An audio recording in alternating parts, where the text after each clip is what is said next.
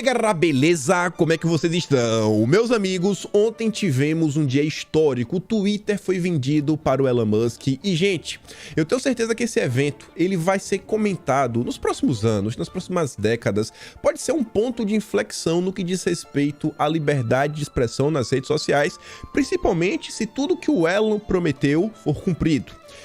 E se isso talvez já deixou vocês um pouco animados, eu tenho uma tabela que, se eu explicar para vocês o que é que tem nessa tabela, eu passei as últimas horas coletando alguns números, alguns dados. Se eu só falar para vocês o que é sem mostrar, vocês vão falar que eu sou maluco. Eu sou maluco, eu sou louco. Talvez eu realmente seja. E eu acho assim, que se puxar o fio, podemos estar diante de algo que pode colocar inclusive a PL 2630 em xeque. Pelo menos para se questionar vários aspectos da tal da PL das fake news, várias das narrativas que foram criadas contra Bolsonaro e seus apoiadores, quem acompanhou as questões que envolvem, sei lá, desde a CPM das fake news, Gabinete do Ódio. É uma coisa que é assustadora. E eu não tô falando que é algo que se resume à política, mas que vai muito além. O simples fato de você ser uma pessoa de direita pode te trazer, quem sabe, algum prejuízo. Porque no dia de ontem, os números se movimentaram demais. E o que é que eu quero falar com isso? Bom, é o nosso quarto assunto do vídeo de hoje. É tenso a situação, muita coisa pra gente comentar. Enfim, mas quero abrir o vídeo de hoje, como sempre, né, trazendo notícias sobre o Brasil, falar um pouco de Bolsonaro, falar algumas coisas que estão acontecendo que eu acho que vale a pena serem destacadas. Depois, segundo tema, justiça. Justiça no Brasil, não precisa nem avisar, né? E o terceiro tema, a gente sai da justiça, porque tem uma questão que vem sendo discutida que envolve o marco temporal. E Bolsonaro falou sobre isso. E tem outras coisas também ligadas à Agenda Verde que a gente precisa comentar. E aí assim a gente fala, então vamos correr, porque temos que falar sobre tudo isso. O vídeo de hoje tá que tá. Eu quero realmente mostrar essa tabela, tu vai cair pra trás, mas vamos lá. Olha só isso daqui. E eu fiz questão de trazer uma coisa que eu não trago sempre. A quantidade de curtidas que Bolsonaro teve. Quase 117 mil curtidas. Coloca aquele videozinho, né, da apresentação que colocaram ele e bota que apresentação ruim. E você vê, né, os números de Bolsonaro nas redes sociais estão crescendo bastante, ainda mais ontem. Ontem, o dia que o Twitter foi vendido. Mas vamos continuar. Paulo Faria já tinha trazido aqui, só para comentar, né? O Marcelo Queiroga, ele já havia dito que o Brasil vai voltar para a normalidade, a gente vai acabar com esse estado de emergência. Então, as coisas estão avançando. Estão tentando colocar tudo, né, nas 4 linhas pra gente avançar. E eu fiz questão de trazer isso daqui para mostrar o seguinte. O governo, o tempo todo, tá tentando colocar o Brasil nos trilhos. Vamos voltar ao normal. Vamos voltar ao normal. Vamos, cara, temos que lidar com todos os problemas ao mesmo tempo. Não dá pra só focar em um e esquecer o problema da economia, né? Fica em casa, a economia a gente vê depois. E vejam só, olhem como é que a esquerda funciona. Lá vem eles para fazerem uma charge. Coloca vários pontos comerciais com placas de aluguel, de vende, para dar uma ideia que a economia quebrou. E de quem é a culpa? Fechados com Bolsonaro. A culpa é de Bolsonaro. Pô. Aí o cara coloca assim, ó, o legado da extrema-direita no Brasil. É sempre extrema-direita, não tem direita. Aí o Chico Sá diz, conseguiram. Aí o Arthur comenta o seguinte, né? A esquerda é assim. Primeiro, criminalizam sua tese. Ficar em casa destrói a economia. Eles criminalizaram de todas as formas. Primeiro ele falava que não fazia nenhum sentido, que Bolsonaro era, meu Deus, é um gênio. Como é que pode falar isso? Não, vidas importam, né? Eles falavam isso, então vidas importam, não esquece aí. Fica em casa, a economia a gente vê depois. Aí depois que o problema vem, o Arthur diz, né? Capturam essa narrativa e reapresentam contra você. Olha a cara de pau. Querem apagar tudo que eles pregaram durante mais de 2 anos. E o Arthur diz, né, o presidente Bolsonaro foi o maior defensor do pequeno comerciante. A fome e a miséria tem nome. PSOL, PT, PSDB e imprensa. Esse aí eu realmente acho que são os maiores inimigos do povo. Mas querem colocar com o Bolsonaro o tempo inteiro. Aí você vê, eu trouxe a questão do Queiroga porque ele vem pra TV, ele fala, ele quer trazer, assim, 30 dias colocar o Brasil no trilho, mas o secretário de saúde, não, precisa de mais 90 dias, para mais de não sei quanto tempo. A gente pode até voltar à normalidade, mas não pode ser assim, de forma brusca. De forma brusca, a gente já está em abril de 2022. E aí a esquerda quer agora colocar a culpa em Bolsonaro. Mas vamos avançar, isso aqui você já estão cansado de saber. Olha isso aqui. Ceará tem maior reajuste de energia do país. 24,85% mais caro para os cearenses. Não começou bem, governadora. E a Regina Vilela fala o seguinte, né? Basta o presidente Bolsonaro reduzir a tarifa que o governo do PDT do Ciro Gomes manda reajustar. Não falha. Os reservatórios cresceram, Bolsonaro, vamos tirar a bandeira vermelha, vamos voltar, vamos baixar a tarifa. Aí, os governos estaduais tomam essa baita iniciativa. Parece que o cidadão comum não pode pagar menos pelos serviços. Mas não dá para perder a fé no povo. Porque, olha só, confiança do consumidor sobe para 78,6% em abril, diz a Bloomberg, e no mês anterior era 74,8%. Não sei em qual a escala que isso aqui tá. O importante, tá subindo, tá subindo. E quando as pessoas estão confiantes, elas têm uma tendência de gastar mais, porque elas não estão com tanto medo de perder emprego, fazer uma poupança. E quanto mais as pessoas gastam, mais a economia gira, mais os comércios faturam, mais surge a necessidade de contratar mais pessoas para lidar com essa crescente demanda que vem, né, através da sociedade. Então, mais um sinal que o Brasil segue melhorando para desespero da oposição. E olha isso daqui. Cara, governo revogou 31,6 mil atos normativos. O Brasil, o país da burocracia. Governo Bolsonaro, desde 2019, ó. Essas revisões, como os revogaços, visam diminuir a burocracia. Teve que sair na Globo de tão grandioso que foi. No total, identificou-se a existência de 80.967 atos normativos, dos quais 74.400 foram examinados. Nem examinados todos ainda, mas dos 74 mil que foram examinados, resultando na revogação de 31.637, o que representa 42,5% das normas tratadas até o momento. 42,5% de tudo que passaram pente, removeram, revogaram. Porque só faz atrapalhar. Ou não fazia sentido. Foram analisados atos de 79 órgãos públicos, dentre eles ministérios, órgãos ligados à presidência da República, comandos militares, fundações e autarquias. É o Brasil tentando tirar o Estado do cangote do cidadão. Como é fácil escolher um presidente, meu Deus. Isso aqui, ó, mais uma prova de como é fácil escolher um presidente.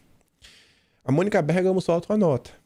Alckmin, Marina Silva e Kassab participam de debates sobre educação. Evento da ONG Todas pela Educação, a ONG do Lema, reunirá lideranças políticas de diversos espectros ideológicos. Vai ter da extrema esquerda, da ultra esquerda, da super blasta esquerda, da esquerda super vermelha, da esquerda raiz vermelhona. Então, quem sabe a esquerda. Aqui, ó, é Geraldo Alckmin, Fátima Bezerra do PT, José Graça, Kassab, Maia, Marina Silva, Camilo Santana, PT, Randolfo Rodrigues. Essa turma que quer comentar sobre renovando o compromisso, o futuro da educação básica. Educação básica dos teus filhos. Essa galera aqui que quer dar o direcionamento. Estiveram no poder por todos esses anos. A única coisa que aconteceu no Brasil foi quando o governo Bolsonaro chegou, o índice de analfabetismo funcional estava aumentando, continuava aumentando. E finalmente começou a cair. Beleza.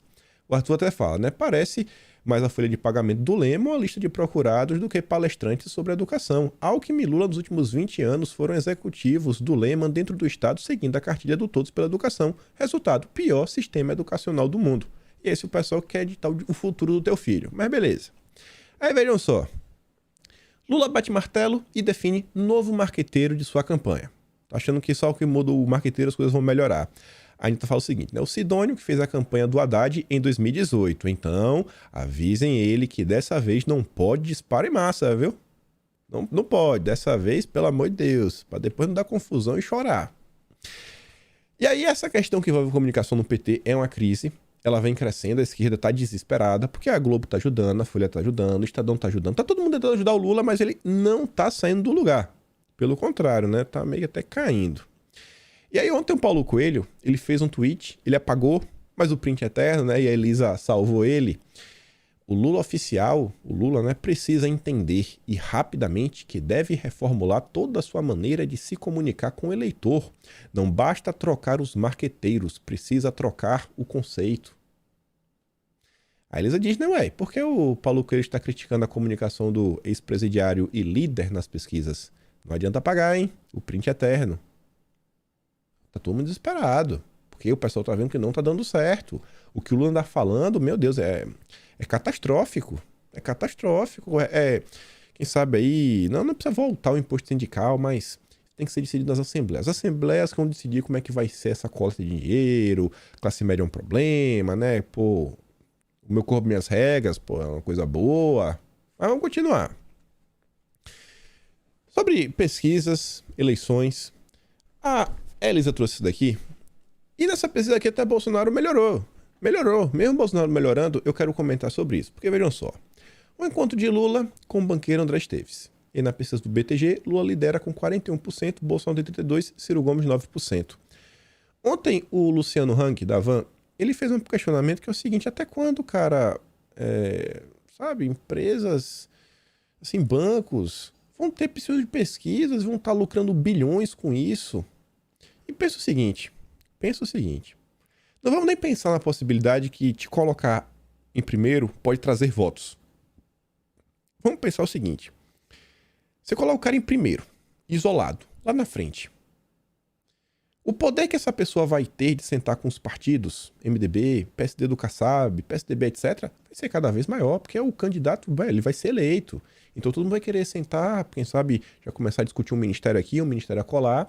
E aí esses partidos vão usar toda a base que eles possuem de prefeitos, vereadores, deputados estaduais, etc., para tentar puxar votos a nível federal, nacional, pro Lula. Né? A gente pegando aqui o primeiro colocado. Aí pensa o seguinte, você tem lá o banco, o Esteves ali, ó, todo risonho, sorridente, adora jogar no time que tá ganhando. Aí ele vai lá, tem um encontro com o Lula fala várias coisas bacanas, que não, a gente vai lhe ouvir muito bem na hora de, quem sabe, dar o direcionamento do futuro econômico do país, etc. Será que o Esteves gostaria de poder palpitar nos rumos que a coisa vai? Logo ele que tem um banco. Aí pensa exatamente nisso.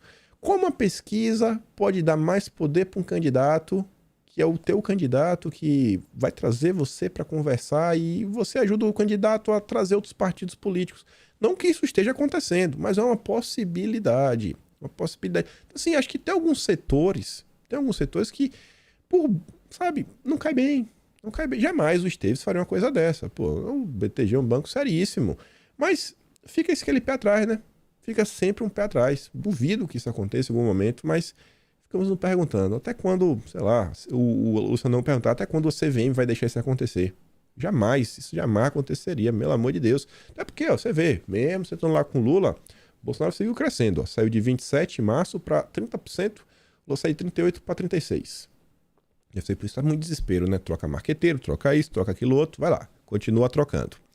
E vamos pro próximo tema, justiça. Porque aqui a gente quer falar um pouco da imprensa. Nada muito novo, né? Tá aqui já celebrando. Bolsonaro é denunciado na ONU por indulto ao deputado Daniel Silveira. Não pode resolver nada em casa, né? A soberania nacional não importa. Precisamos de uma pressão internacional vinda da ONU. Inclusive estão chancelando o poder da ONU, né? E quem fez isso foi a Associação Brasileira de Imprensa. Apresentou uma denúncia ao relator da ONU sobre independência do judiciário contra o presidente Jair Bolsonaro. O motivo é o indulto. Bolsonaro, meu Deus do céu. Aí vem a Folha de São Paulo. Reação ao indulto de Bolsonaro mostra como ideia de ditadura se normaliza. Você consegue ver que a imprensa, realmente a imprensa, porque a Associação Brasileira de Imprensa, parece que eles querem ver o circo pegar fogo.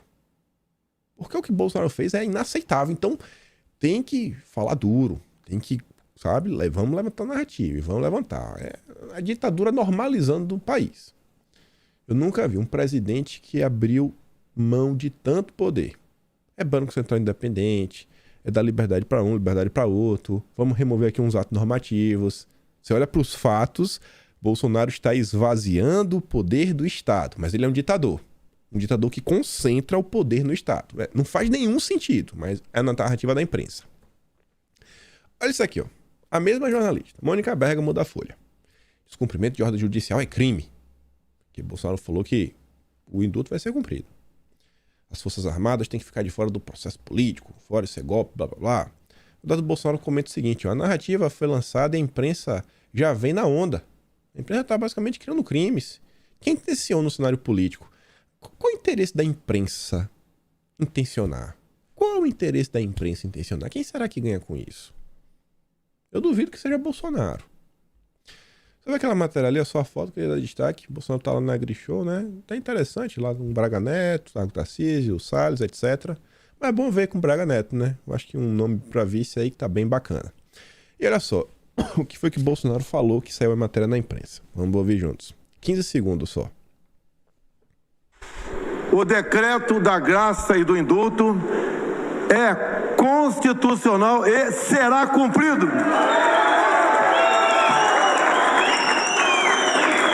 No passado soltavam bandidos, ninguém falava nela. Hoje eu solto inocentes. E no final ele fala, né? Bandidos e inocentes. Eu fiz esse play porque ele não só falou isso, como ele postou uma foto. O Eduardo Bolsonaro trouxe lá no perfil dele. Presidentes. Outros soltaram bandidos. Bolsonaro soltou inocentes. Aí bateu a foto lá com a galera dele, dando essa risadinha descarada dele, né? Reloginho Cássio das antigas. E a imprensa brasileira? Qual o papel da imprensa brasileira? Lá vem o Guilherme Amado. Bolsonaro provoca ex-presidentes. Outros soltaram bandidos. Não, o Bolsonaro não tá provocando ninguém, irmão. Ele só tá falando uma coisa que aconteceu. Simples assim. Simples assim. Simples. Mas tá lá. Tá lá. A imprensa, né? Quem sabe podia trazer esse tipo de notícia. Acho que esse tipo de notícia aqui acaba ajudando muito. Principalmente aquela imprensa de esquerda. Imagina se aquele Chico Sá, lá do início, que tá falando do Fique em Casa. Trouxe esse tipo de notícia, ó. Ministério da Economia anuncia medidas para facilitar acesso de empreendedores ao crédito. Para tentar impedir que as empresas fechem, etc. Você leu o subtítulo ali, ó? Com o Crédito Brasil Empreendedor, o governo bancará garantias para destravar a liquidez dos bancos. Vou facilitar aqui, pô, o cara conseguiu um dinheiro para não fechar o comércio, pega um empréstimo, faz uma coisa, faz outra. Não, a preocupação assim é criar. Não, olha, tá provocando os políticos. A imprensa no Brasil parece que só trabalha para tensionar o cenário. Aí vem aqui, ó. Bolsonaro dá a seu projeto Capitólio fachada de disputa inconstitucional. Mas é o Capitólio. Isso foi ontem. A Elisa fala, né? Pô, meu Deus, é sério que os caras estão grilados porque Bolsonaro agiu constitucionalmente? O Carlos responde, esse é o tipo de gente, quanto mais violado, se sente mais feliz. O sistema digestório, no caso, né, eu vou falar. É inacreditável. Aí vem isso daqui. A mesma imprensa, que tá dando esse chilique, absurdo. Bicheiros que tiveram sentença anulada desfilam à frente de escolas. Que saudade do carnaval. As sentenças dos bicheiros anuladas. É do bem. O caso até diz, né? É uma espécie de indulto e graças do bem. Esse é do bem. Nunca se tratou de saúde, liberdade, formação. Está literalmente desvendada a real intenção deste tipo de mídia. A perseguição a Jair Bolsonaro vai deixar nestes algo muito maior com a exposição de quem realmente são. Mas vamos continuar. Aí vem lá. Renato tinha perguntado, a XP vai usar Bela Megali ou Mainardi para responder o general Heleno? Bom, parece que o Guilherme Amado se deu o trabalho. XP não deu, nem dará a mínima para tweet de Augusto Heleno. Uai, se não deu a mínima, por que tá respondendo então? Tem procuração? É para falar o nome da empresa? Sentiu, hein? Sentiu. Aí o Renato diz, né? Nem o Mainardi nem a Bela. XP usou o Guilherme Amado para responder o general Heleno e foi uma resposta doloridinha. Típico dos Faria Lulas. Mas enfim, vamos continuar avançando pra gente entrar aqui em mais questões ligadas à justiça. A gente tá falando dessa questão que envolve aí Daniel. Então o cenário tá cada dia mais tensionado, isso é inegável. Tem mais matérias, inclusive, aí sobre o que envolve a relação entre as Forças Armadas, ministros. A coisa não tá muito boa, quem vem acompanhando. Mas eu quero falar de um tema que esse dá pra gente discutir um pouco mais, sem ter ligação com coisas que a gente vem comentando. E que eu acho que é um tema... Assim, os outros assuntos também tem gente comentando. Todo mundo comentando, você deve estar sabendo o que tá rolando, etc. Confusões diversas. Agora, esse aqui é o típico tema que eu não vejo as pessoas darem muita atenção, sabe, muito foco à pauta verde que está sendo discutida no âmbito aí da Suprema Corte. Um dos itens que está sendo discutido aí também é a questão do marco temporal, que se for derrubado, pode gerar uma insegurança jurídica, meu Deus, tremenda. Falar que essa terra aqui não é sua, me dê sua terra, porque essa terra aqui na verdade é dos índios, aí o cara começa... Confusão grande. Vocês devem imaginar como é que funciona a justiça no Brasil. E aí Bolsonaro ameaça não cumprir ordem se o Supremo derrubar marco temporal. A outra opção, segundo o presidente, seria entregar as chaves para o Supremo. Ele falou, cara, não tem como. Não tem como. Existe um marco temporal e agora vai deixar de ter. Existia, não tem mais. Que agora chegou a uma conclusão que foi errado no passado. Isso é complicado. É uma decisão, coisa grande. Até envolve questões de soberania. E é por isso que eu digo assim, Bolsonaro pode ter 1001 problemas. 1001 problemas, sabe? Pode errar 1001 vezes. Mas eu olho pro presidente e o que ele defende e as coisas que ele aborda, e eu acho que nesse momento que o mundo vem enfrentando diversos problemas, eu acho que ele é um líder muito melhor do que se tivesse um líder de esquerda lá na frente do país. Muito melhor mesmo, né? Eu gosto demais de Bolsonaro, mas enfim. Aí vejo isso daqui. Tá acontecendo aquilo ali. No âmbito do legislativo, ainda nessas questões que giram em torno do meio ambiente, estão tentando pautar nos próximos dias, semanas, a PL que diz respeito a... Como é que eu posso falar? A base aliada do governo, na verdade a bancada do agro, eles estão tentando pautar uma PL para facilitar a questão que gera em torno da gestão dos defensivos agrícolas. Facilitar a questão, cara, diminuir a burocracia para aprovar, desaprovar, diminuir... vai ter que o tempo todo ficar renovando aprovações, etc. É um mercado caríssimo. Ganha quem faz esse tipo de licença, né? São aqueles datasheets, etc. E nesse meio tempo, onde esse assunto está na pauta, saiu matéria na imprensa recente, a gente comentou sobre isso. Olha só que coisa, olha que coincidência sem igual, sem igual. Ministério Público Federal abre inquérito para investigar falhas no registro de agrotóxicos. Os defensivos agrícolas, na matéria que a gente comentou que essa pauta iria para a Câmara ser discutida, a matéria falava que assim, enquanto a bancada do agro fala assim, a esquerda se refere, os artistas, à pele do veneno, pele do agrotóxico. Por quê? Porque é a palavra.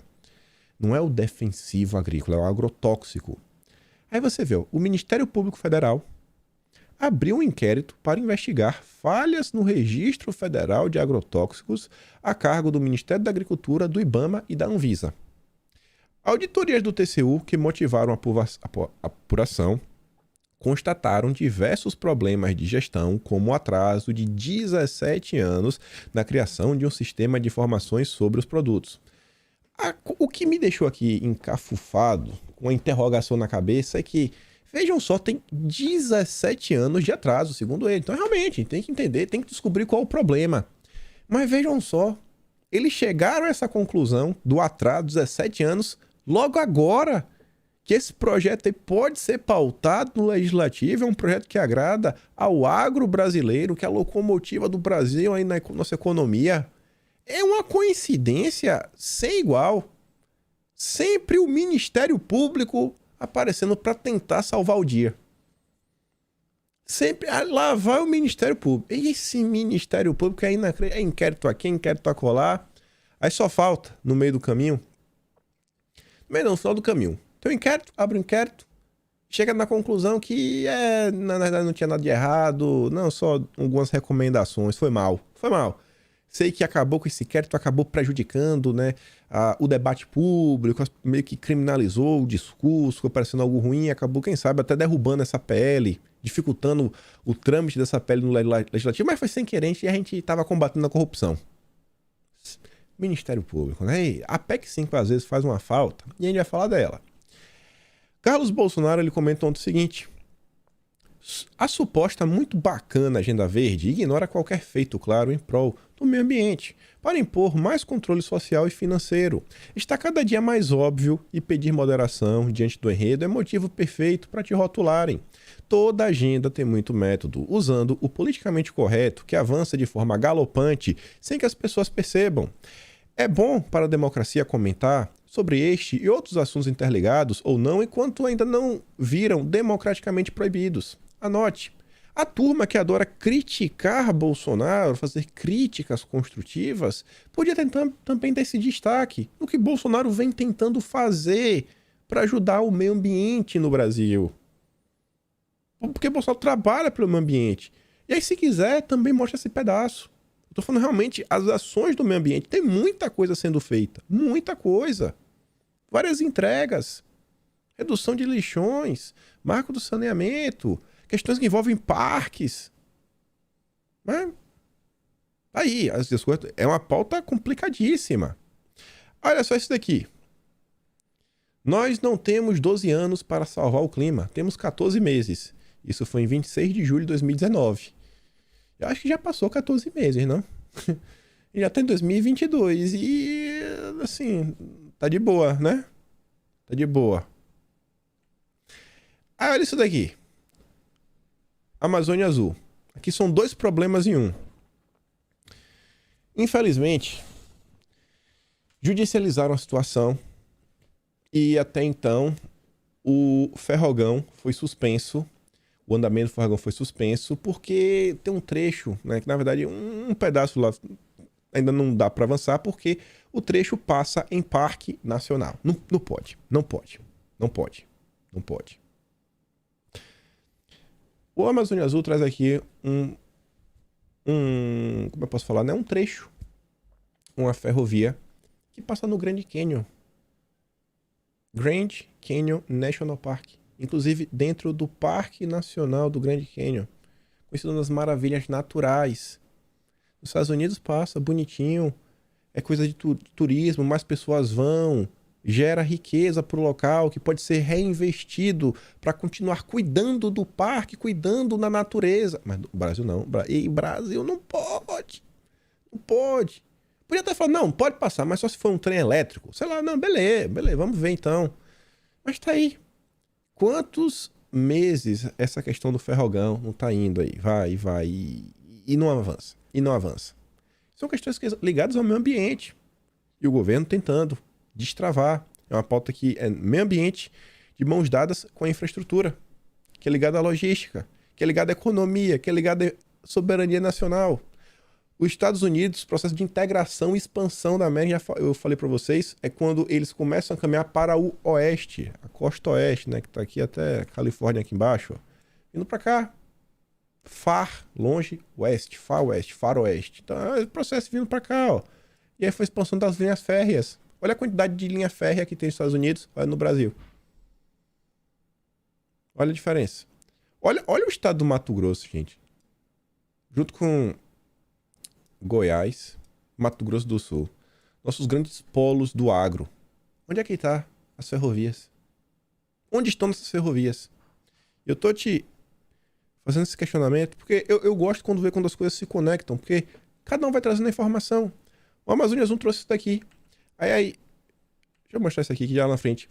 O dado Bolsonaro, ele trouxe um vídeo do cara da ProSoja.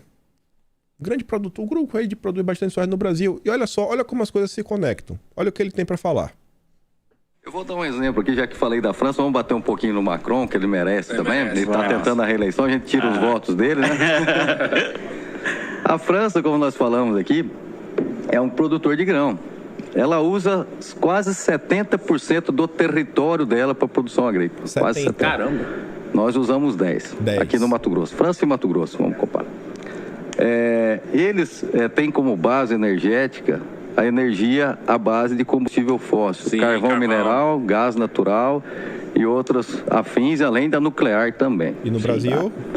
Então, usam 70% do território, não tem código florestal. Quem pegar no Google, vai lá na margem do Rio Sena, vai ver que tem lavoura do lado entrando dentro do rio. Tá? E aí, nós aqui preservamos de 35 a 80, dependendo do bioma, é obrigado por lei, graças a Deus que é assim. Nosso produtor preserva 97% das nascentes dentro das propriedades estão preservadas. E somos um gigante em produção, não temos subsídios, estamos a 2.000 quilômetros dos portos, não temos ferrovias e o produtor francês recebe 1.000 euros por hectare por ano de subsídio. Tá. Aí nós, a gente como cidadão, a gente vai... 1.000 euros por hectare de subsídio.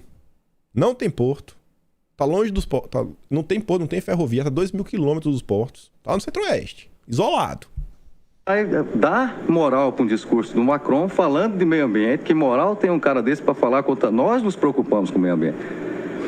E aí, e na balança comercial, quando a gente pega França e Brasil, e esse número é aberto, em 2021, nós tivemos um déficit na balança comercial em relação à França de quase 3 bilhões de dólares.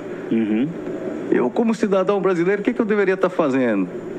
E não é por ser produtor, por nada. Eu devia estar falando o seguinte, fala bem, nós estamos preocupados com a preservação porque os números estão aí. Usamos 10% do território, produzimos. Porém, agora a gente vai querer saber também se a França, os produtos que vêm, o carro que eu estou comprando de origem francesa, qual que é a fonte de energia usada no país? Ela é renovável? Né? Quantos por cento vocês usam do território? As redes varejistas francesas que dominam o nosso país, que não precisa falar o nome, né? Começa com K e termina com FUR. Nunca mais com Peugeot também. Alguém já se perguntou isso? Então o nosso governo devia colocar isso na mesa de negociação. Porque... Na hora de bater no Brasil, todo mundo bate no Brasil. Todo mundo bate no Brasil. O Brasil já é uma potência agrícola, sem ferrovia, longe dos portos. Olha como a questão envolve tudo. E por um problema de... Como é que pode falar, né? De problema jurídico-ambiental, as coisas não avançam. Mas Bolsonaro tá aí. Bolsonaro tá tentando colocar fogo na Amazônia, né? É o que eles tentam vender. Não, o Brasil tá mal visto lá fora. A gente não vai comprar carne brasileira, a gente vai fazer isso, vai fazer aquilo outro. Mas vocês estão vendo aí. Tá vendo aí, né? O Brasil tem inúmeras regras. Mas o Brasil é do mal. O Brasil é do mal. O governo Bolsonaro é malvadão. Louvado seja Bolsonaro, né? E o Renato fala o seguinte: o ESG é uma espécie de coerção do bem, onde países desenvolvidos que destruíram toda a sua natureza impõem, com a justificativa do crescimento populacional desenfreado, uma agenda de freio de desenvolvimento em troca do pagamento de imposto verde. A CVM é cúmplice do ataque imposto pela ESG à soberania do Brasil? Quanto de dinheiro está rolando nos bastidores para que a soberania do Brasil seja rifada desse modo? Que a CVM, né, é quem faz a regulamentação do mercado financeiro. As pessoas estão avançando aí com várias pautas, ele está falando, todo mundo criticando nossos produtos, isso, aquilo, que a gente não é bom o suficiente, não preserva o suficiente, a gente não é verde o suficiente. Isso aqui que realmente está acontecendo. Qualquer tipo de legislação, de regra no mercado aí pode ser imposta, a CVM não vai falar nada. Não vai falar nada. Ninguém pensa no Brasil, parece. Mas beleza, vamos continuar. Agora a gente entra no principal tema do dia de ontem. Ficam aí as reflexões. Twitter é vendido. Não precisa trazer notícia que o Twitter foi vendido, vamos ver o que foi vendido. Quero começar aqui já pelo choro. Mônica Benício, do PSOL. Quando o único homem compra por 44 bilhões de dólares uma rede social para ter liberdade de dizer o que quer, é porque ele já tirou a liberdade de milhões de pessoas. Não há liberdade no capitalismo. Elon Musk não brada a liberdade, mas seu poder de submeter quem quer que seja. O que tem a ver uma coisa com a outra? Agora sim, quando o Mark Zuckerberg comprou o Instagram, bacana, né? Nenhum problema. O que tem a ver uma coisa com a outra? Não há liberdade no capitalismo. Não tem não. É no socialismo que tem liberdade. Aí vem o Guilherme Boulos, mesma história. Ó. Elon Musk é um símbolo da concentração de renda sem limites. Com a compra do Twitter, o bilionário vai controlar um aplicativo acessado por mais de 200 milhões de pessoas no mundo diariamente. Eu acho que o Facebook é mais de 3 bilhões de pessoas, que dá um total de 5 vezes 3, 15 vezes mais. 15 vezes mais, né? Então, porra, é muito mais, não? O Mark Zuckerberg pode. O Zuckerberg do Facebook pode ser dono do Facebook e Instagram ao mesmo tempo. Ele pode, porque ele é do bem. Ele não é a favor da liberdade de expressão, né? Esse que é o problema do Guilherme Boulos. Piada, ele não tá preocupado com concentração. Ele tá com medo da perseguição acabar.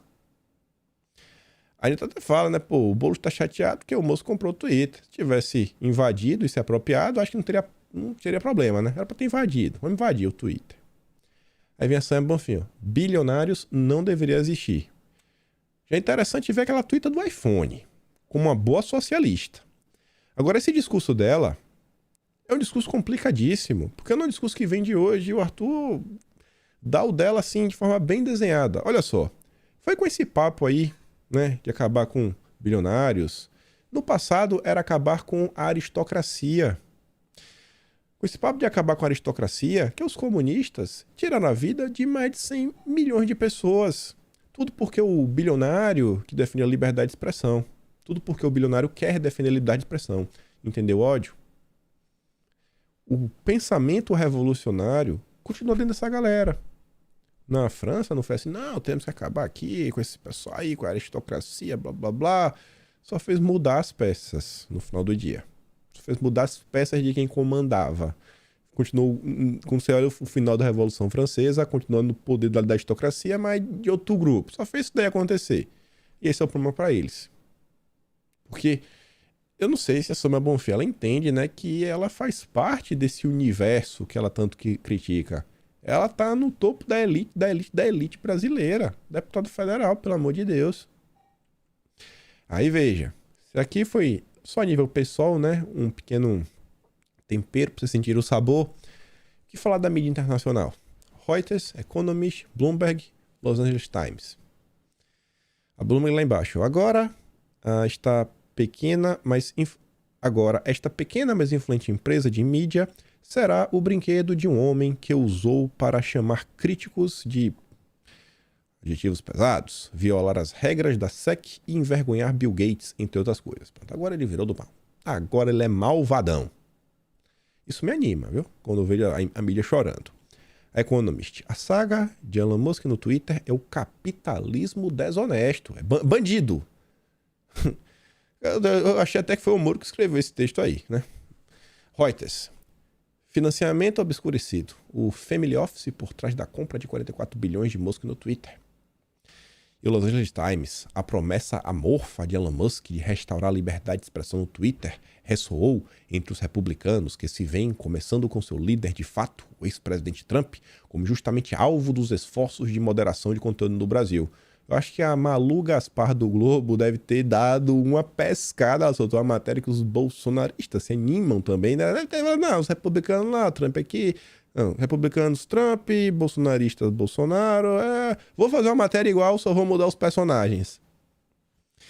Aí tá dizendo, é o carrinho do briefing. Isso aí foi no Brasil e no mundo. The Independent, né? Aí o pessoal começou a ficar desesperado. Elon Musk trará Trump de volta. Isso é apenas o começo. Aí o pessoal só faltou rasgar. Ah, meu Deus do céu, né? Desespero. Mas vamos continuar. Olha isso daqui. Eleições de 2022. Com Musk, Twitter pode virar favorito de quem espalha desinformação. Diz especialista. Aí o Texugo brinca, né? Sai o especialista em indulto e agora entra especialista em Twitter. A gente tinha especialista em pandemia, depois virou especialista em CPI, depois virou especialista em... que mais mesmo? Depois virou em pandemia, ficou um bom tempo. Big Brother. O Big Brother foi assunto do momento por um tempo, agora indulto. Situação na Europa também, né? O especialista em Ucrânia, agora já temos especialista de Twitter. Essa matéria, ela é longa, é uma entrevista, ela tem perguntas e respostas, mas eu só quero mostrar uma pequena fala do especialista. Para políticos e influenciadores que precisam chegar a um público maior, é mais interessante estar no Twitter do que falar para quem já está convertido. Eu acho que essa frase ela pode representar um pouco do que eu sempre falo para vocês de como o Twitter é a rede social mais importante de todas no que diz respeito ao debate político. A forma como o algoritmo dela funciona, que tá assim, ó, a Folha de São Paulo solta ali, o Texugo vai dar um RT em cima, trazendo mais informação, ela pode trazer informação em cima. Os comentários podem receber RT, se tornar uma conversa paralela e destrava várias tretas. Ela é uma rede que fura bolhas. Fura bolhas e... Cara, são coisas e coisas que vão surgindo. Não me me diz que Instagram é uma rede para política. Facebook talvez. Tá... Eu não sei como é que as pessoas se informam pelo Instagram. Sou sincero, eu não sei. Eu olho para aquela rede, acho bacana, as fotinhas, mas nem mal entro. Eu boto acesso lá uma vez por semana. Às vezes, meu amigo fala, pô, posta uma coisa aí, às vezes a gente só posta uma coisa, nem olha o que tá e vou embora. Renato fala o seguinte: Sérgio Moro já disse que a aquisição do Twitter pelo Elon Musk é um retrocesso ao combate à corrupção. É a cara do Moro falar isso. Mas, olha só, para quem ainda não entendeu o grande choro por parte dos brasileiros. O Brasil tem a 4ª maior base de usuários do Twitter no mundo. Inúmeras pessoas no Brasil estão no Twitter, esse é um grande problema. Não pode, pô. Como assim? Como assim, irmão? Como assim? Várias pessoas no Brasil com Twitter, uma rede dessa, ainda mais uma rede com liberdade de expressão, em um país que Bolsonaro lidera e com folga as redes sociais.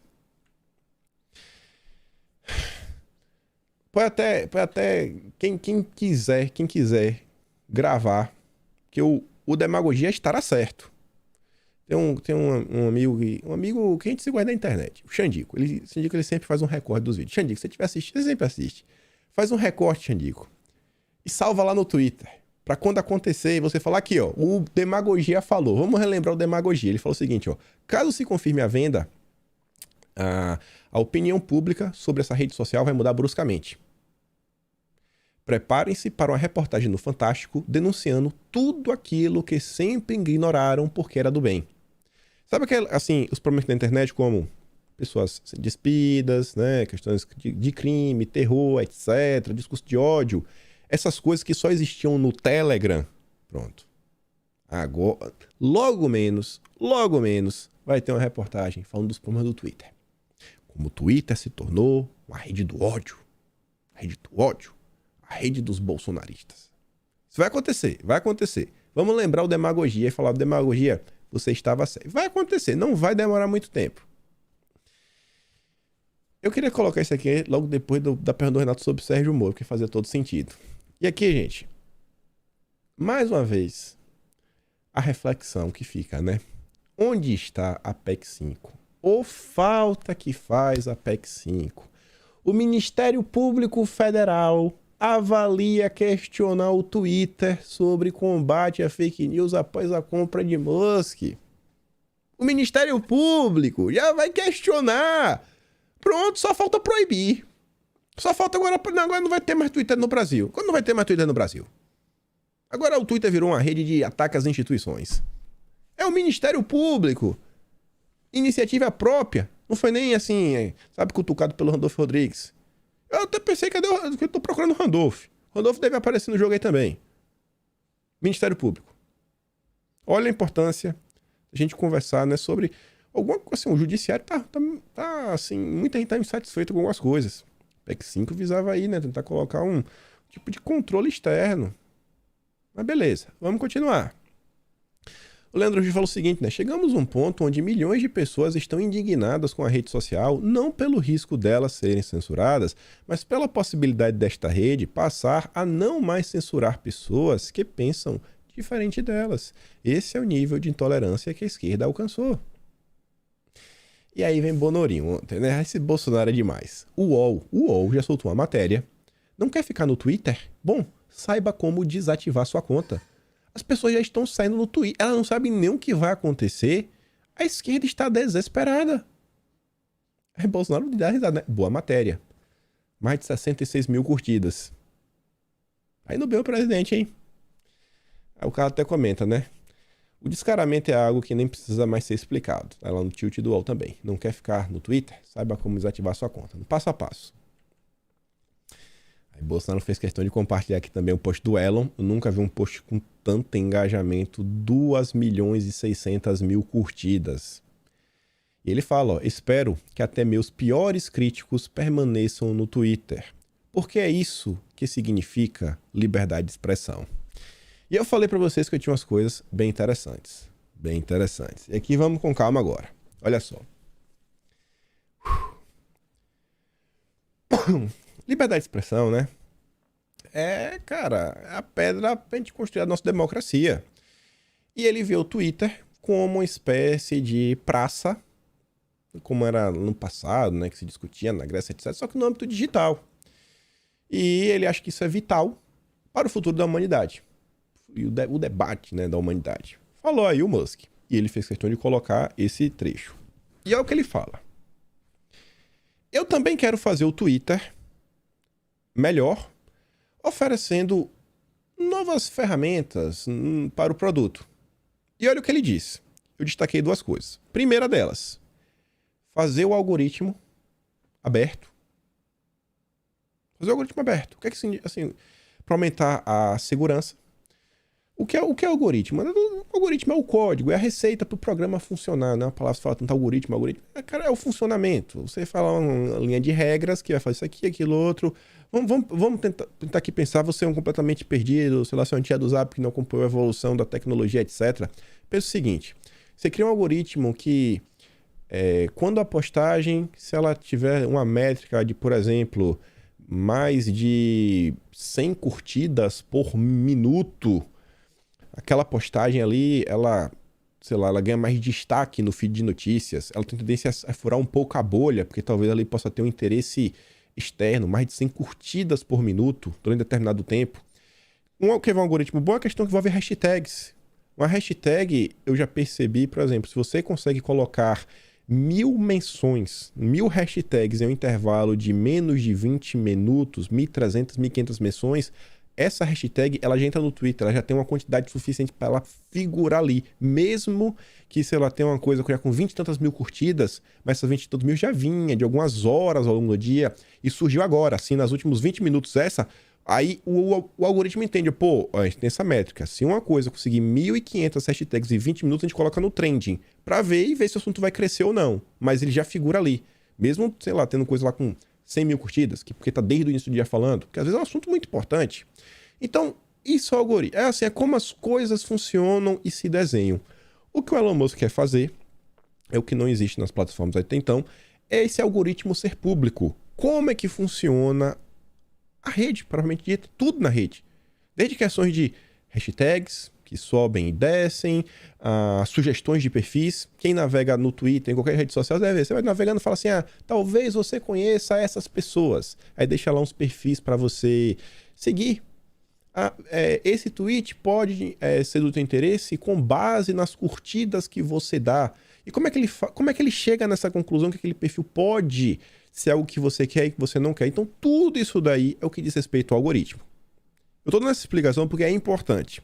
Eu não estou destacando isso aqui à toa. Vai fazer muito sentido daqui a pouco. Então, ele quer abrir esse algoritmo.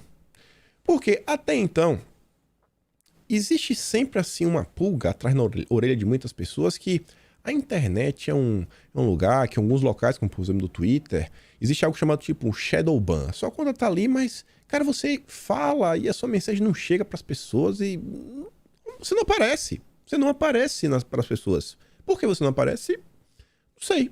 Você não aparece. Você não aparece. Mas as pessoas de esquerda aparecem, são recomendadas, isso, aquilo, outro. Lembra do Moro? Quando ele começou a se lançar candidato, eu trazia vários posts, as pessoas no Twitter falando, cara, eu não aguento mais receber sugestão do Twitter para eu seguir o perfil do MBL, para eu seguir o perfil do antagonista, para eu seguir o perfil da Cruzoé. Mas ninguém recebe lá, segue aqui o perfil de um apoiador de Bolsonaro, segue isso aqui, segue aquilo outro. Eu não tô falando isso à toa. Mas beleza. Entendeu essa parte? Algoritmo. Foi uma coisa que a direita sempre questionou muito. Parece que a esquerda é sempre assim ajudada. Vai, esquerda, vai. Vai que é tua, avança. E aí, além disso, ele quer também derrotar os bots, os perfis que ficam aí impulsionando coisas artificiais. Ele quer autenticar todos os humanos, colocar o verificado, porque deveria ser para isso. Falou, não, eu verifico que essa conta pertence a essa pessoa. Deveria ser para isso. Ele falou, na verdade, que ele vai verificar os humanos, mas parece que vai ter uma verificação diferente para pessoas de interesse público. Isso ainda me deixa muito com o pé atrás, porque aí você realmente está chancelando que esses aqui são os humanos e essas aqui são as pessoas iluminadas. É o famoso consenso científico. Aí você separa quem é cientista de quem não é. Você é verificado, mas você não é o verificado cientista, né? Tipo assim, você pega a Nise Yamaguchi e o Attila Yamarino. O Attila é verificado, a Nise não. Entenderam? E ele fala, né? O Twitter tem um potencial enorme e eu quero trabalhar para destravar isso daí. Ele falou isso. Isso já vinha sendo comentado. Ontem, ele fechou. E, de forma inacreditável, algumas coisas começaram a acontecer. E ele nem chegou ao poder. Ele nem chegou lá, ele nem pegou no controle do videogame. O Luiz Carvalho trouxe aqui alguns exemplos. Com base nas suas curtidas. Siqueira Júnior. Eu nunca tinha visto o perfil do Siqueira aparecer na minha timeline. E o Siqueira, ele usa o Twitter. E eu sou um usuário ativo do Twitter. E não só foi pra mim que apareceu o Siqueira. Apareceu pro Luiz e apareceu pra outra pessoa. Aí você vê, ó, com base nas suas curtidas, finalmente tá aparecendo os perfis que ele realmente curte. Porque o Luiz, eu conheço, é um cara de direita, é um apoiador de Bolsonaro. Tá lá, ó. Minha timeline está inundada de novas informações dos mais variados segmentos, algumas das quais eu nunca tinha visto antes. Vídeos populares. O Twitter recomendando um vídeo popular do perfil de apoio ao Daniel Silveira. O que é que está acontecendo? Lá um tema, Facebook, etc. Eu tinha visto essa postagem passar por mim ao longo do dia. O Éder Mauro, que também, vez ou outra, a cada 2 meses ele passa na minha timeline. O do Éder Mauro, não aparece sempre. E olha que eu sigo ele. E essa postagem passou. Aí quando passou essa postagem, e eu vou fazer o vídeo, né? Sei lá, eu vi na hora do Luiz, eu falei, eita, eu vou trazer o do Luiz, porque eu lembro do Éder Mauro falando no perfil do Éder Mauro pra pegar, colocar. E também apareceu pra mim o Siqueira. E olha o que o Éder Mauro diz, ó. Até o Siqueira apareceu pra mim. Cara, o que é que tá acontecendo? Temos quem sabe, uma mudança no algoritmo. Ele já tem uma notícia já, né? O Twitter bloqueou, a gente vai falar disso daqui a pouco. Outra coisa que chamou muita atenção, e a gente tá chegando no que eu quero mostrar pra vocês. O André Porciúncula fala o seguinte: estou ganhando novos seguidores numa velocidade que nunca vi no Twitter. É impressionante. Parece que ao bloquear o código-fonte para impedir, blá blá blá, acabou a restrição imposta pela turma do cabelo azul que promovia, né, a censura institucional. Aí vem um jornalista, fala o seguinte: rapaz, hoje você ganhou menos seguidores que nos dias 22 e 23, olha a mentira. Aí o cara coloca ali embaixo, né, tá assim, dia 25, 1084. Mas o cara... Isso aqui eu achei interessante, esse vale o comentário de algumas coisas. Primeiro, não tá atualizado. Isso aqui mostra que o Túlio, ele sequer tem capacidade de entender como é que funciona essa página que é chamada Social Blade. Ela traz alguns números, quantidade de seguidores que você ganha, quantidade de tweets que você faz por dia, traz algumas métricas, blá blá blá, tititi. Se ele tivesse clicado no perfil do André e olhado na própria plataforma, só fazer um confere, naquele momento que ele fez essa postagem, porque eu respondi ele, o André já tinha 194 mil seguidores. Você vê que ele estava ali com 188.300. Está com 194 mil. De 188 para 194, a gente tá falando de 6 mil seguidores. 6 mil. O André tá ganhando, ali, ó, uma média 677 por dia. Lá embaixo, pequenininho. Ele tinha ganho no dia anterior 1.000. Deu 6 mil. Pelo menos 6 vezes mais do que no dia anterior. 6 vezes mais. Isso na hora que eu tinha fechado de olhar. Eu não sei quantas pessoas o André pegou no final do dia. Ele falou que ganhou mais de 13 mil inscritos. E ele vai chegar nesses números. Isso daqui eu quero fazer um destaque, porque não é a primeira vez, e não será a última, que a imprensa usa essa ferramenta, o Social Blade. E por que isso é relevante? Porque por diversas vezes, inúmeras narrativas foram criadas contra os apoiadores do governo por pessoas que sequer sabem como essa plataforma funciona. Soltaram uma matéria uma vez em 2020, falando que eu ganhava basicamente 100 mil reais com base no que o Social Blade falava. E o pessoal não sabe se o valor ali médio é o CPM brasileiro, se é o CPM americano, é um valor completamente aleatório, com base de um número que ele acha que sim, acha que não. As pessoas não sabem o que é a Social Blade e ficam olhando isso daí. E são essas pessoas que batem no peito para falar que são especialistas e fazer aqueles relatórios, sabe, com 1000 informações, que para tentar colocar, sei lá, alguém na cadeia, né? E quem sabe alimentar a CPM das fake news, como já aconteceu no passado. Mas enfim. E aí eu tenho isso aqui para mostrar para vocês. Eu fui atrás de várias pessoas dos mais diversos segmentos e fora da política também, para mostrar para vocês uma coisa inacreditável, gente. Inacreditável. O Musk falou sobre a questão do algoritmo, né? Que ele queria deixar o algoritmo aberto.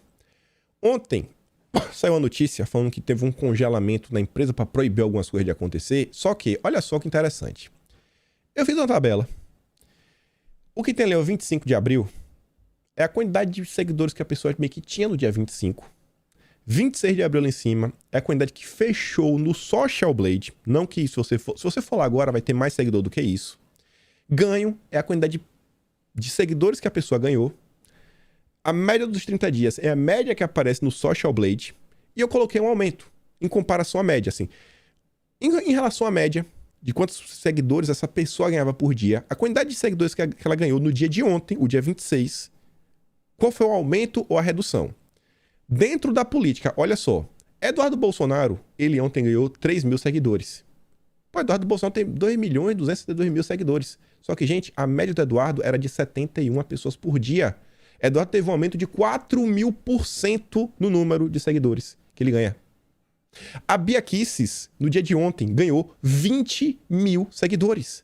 A Bia ganhou uma média de 1.300 por dia. Foi 20 vezes, meu amiguinho. 20 vezes. Quase 20, né? Não, 20 não. 16 quebrados na cabeça. Carlos Bolsonaro, ontem, ganhou 17.790. Ele tinha média de 1.200 por dia. Ontem, 17.790.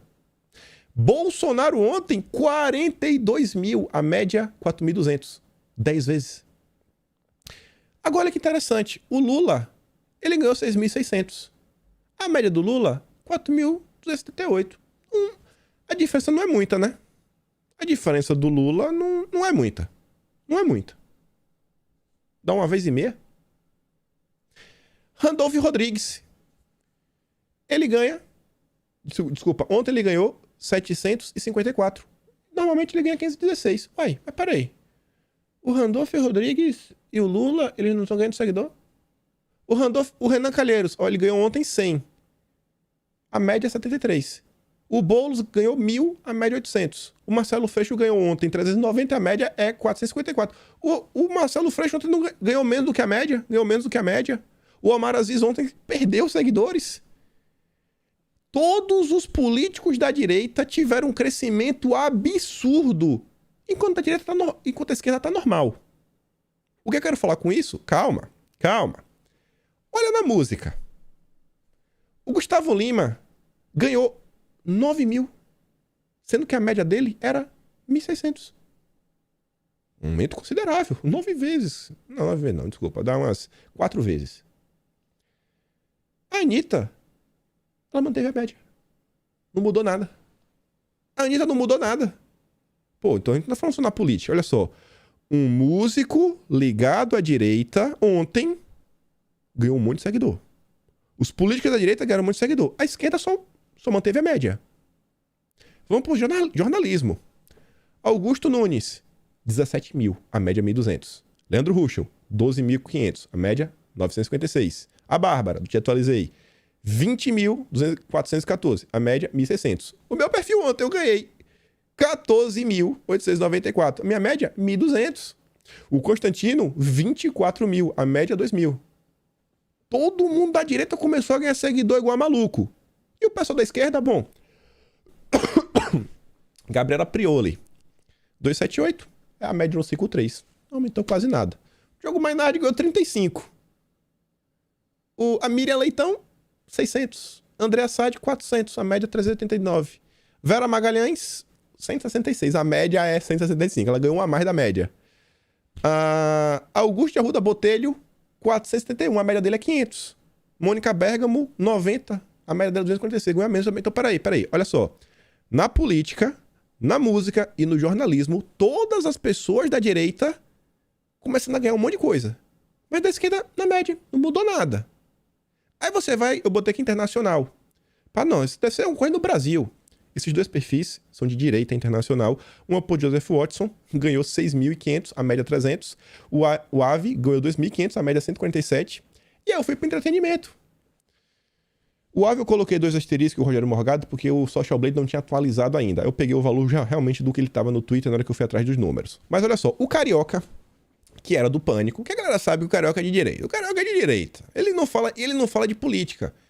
Isso que é bom. Ele tá no entretenimento, ele sabe que é direito, mas ele não fala de política. Ele fala muito menos que o Gustavo Lima, por exemplo. O Carioca ontem, ele ganhou 5 mil inscritos. A média do Carioca tava negativa. O Carioca só fazia perder seguidor. Ontem ele ganhou 5 mil. O Siqueira Júnior, que ninguém via, ontem ganhou 5.500. A média era 127 por dia. O Rogério Morgado, eu tô falando de política, ganhou, cadê? 4.300, a média 145. O Brasil Paralelo ontem ganhou 4.715, a média 272. Peter Jordan, Peter Jordan é meio isentão. Ele é isentão, mas ele é de direita. Eu já cheguei a trocar uma ideia com ele. Ó. Olha o Peter Jordan. Mesmo isentão, 2.700. A média dele é 700. Agora vamos olhar o pessoal de esquerda. O Felipe Neto ganhou 1.500. A média dele é 900. Beleza. Fábio Porchat, esquerdola, 490. A média 350. O Leão do Cadê a Chave? Esquerdão raiz, 309. Jovem Nerd, que é um concorrente aí do Peter Jordan. Esquerda. Perdeu 18. Tá bem pequenininho aqui o menos, ó. Perdeu 18. Desculpa, o Leão Cadê a Chave, o Leão Cadê a Chave, ele perdeu 390. A média dele perde menos de 150 por dia. O Átila ontem perdeu 328. E a média do Átila é 92. Gente, olha só. As pessoas estão começando a questionar se existia uma espécie de limitação em todos os perfis da direita. As pessoas estão se questionando. É uma pergunta, porque em diferentes âmbitos, de pessoas que falam de política, pessoas que não falam, mas você sabe qual é. Ontem teve um evento, que foi isso daqui, e começou a chover seguidor pra todo mundo. O que é que tá acontecendo no Twitter? Quando a PL 2630 fala da autorregulamentação, que a empresa vai definir lá como é que ela vai funcionar, como é que ela vai operar isso, aquilo, outro, o algoritmo interno da empresa... Uma pergunta. Será que o algoritmo tinha alguma regra que desfavorecia perfis de direita e que depois disso daqui a regra meio que, sei lá, voltamos ao normal? Uma pergunta. Porque olha só, sou na Bloomberg. O Twitter, ontem, ele bloqueou a capacidade de seus funcionários de fazer alterações na plataforma. Depois que foi revelado que o Musk chegou a um acordo para comprar a empresa. O bloqueio é para evitar que funcionários ativistas sabotem a plataforma como vingança pelo acordo. E pensa o seguinte, o Musk falou que ele quer fazer o algoritmo aberto. Você já pensou, se o Musk chegasse lá, eu não quero acreditar que o Twitter faz isso, eu não quero acreditar, mas se o Twitter realmente tivesse alguma coisa no algoritmo que desfavorecesse um lado ou ajudasse só o outro, assim, um lado joga sem marcação e o outro lado joga com a marcação assim, vai miséria, vai, freia, não, para, tá crescendo demais, reduz aqui um pouquinho o alcance, reduz um pouquinho mais o alcance aqui, para. Um cara que quer deixar o algoritmo aberto seria quase um escândalo se ele achasse algo assim, né? Então, não sei lá, vamos esquecer essas coisas que existem. É só um questionamento. Mas olhem esses números. Eu dou até uma sugestão. Eu acho que os deputados brasileiros, de direita, eles deviam pegar hoje os 513 deputados da Câmara, ver quais têm um Twitter, coloca lá para o assessor colocar todos os números que os deputados tinham anteontem, quantos seguidores eles tinham ontem, colocar a média dos 513 e monitorar os próximos dias e levar esse questionamento, né? Porque está se discutindo tanto, não, que as empresas vão participar, vão ajudar, vão isso, vão aquilo, outro.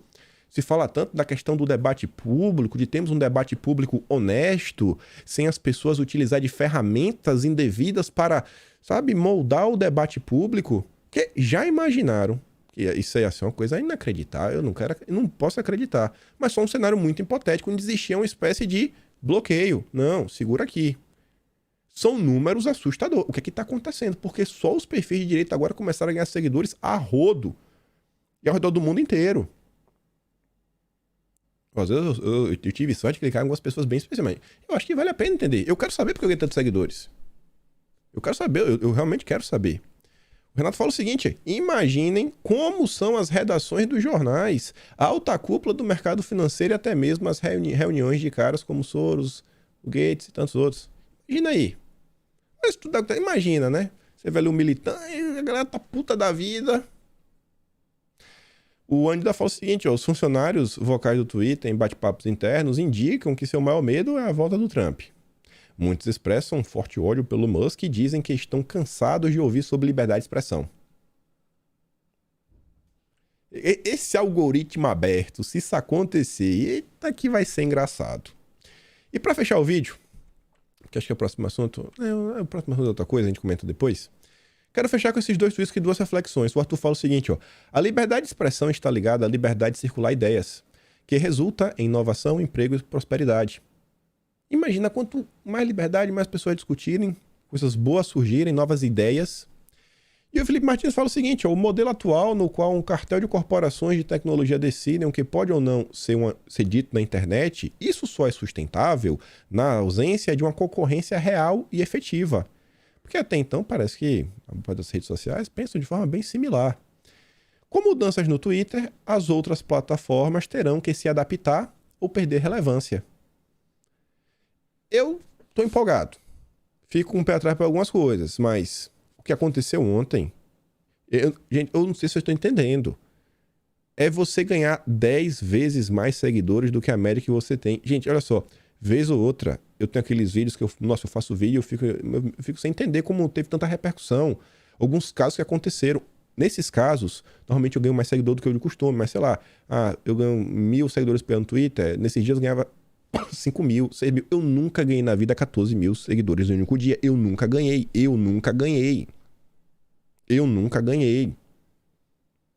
O que aconteceu ao longo do dia de ontem?